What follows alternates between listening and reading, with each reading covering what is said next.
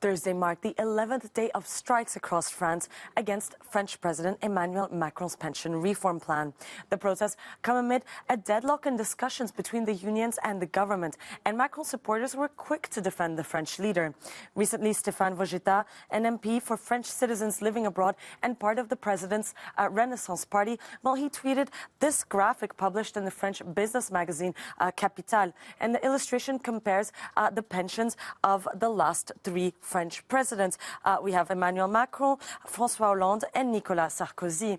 And it explains that Sarkozy, who was the head of state between 2007 and 2012, currently receives 11,400 euros after tax per month. François Hollande, president between 2012 and 2017, receives 15,000 euros per month after tax. But Capital explains here that Emmanuel Macron has in advance renounced the presidential pension and that he hasn't held any other paid political positions. So is this true? Well, not exactly. What's true is that in 2019, Macron wanted to reform the pension plan towards a points-based system. So his entourage told the French newspaper Le Parisien that the head of state will give up his very generous presidential retirement plan. Former French presidents receive approximately 5,200 euros per month for their pension. In addition to that, they're also guaranteed housing, their travel expenses are paid for, as well as their security and administrative teams.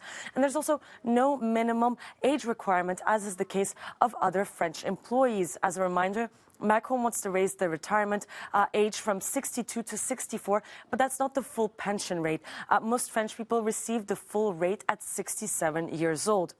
And in addition to that, most ex-presidents will receive more than the 5,200 euros per month because all the pensions of their other paid political positions are added on top of that. So, for example, if before becoming president, they were also an MP and a mayor, well, the pensions of these two mandates are also added on top of that, which explains why, for example, François Hollande and Nicolas Sarkozy have higher retirement rates.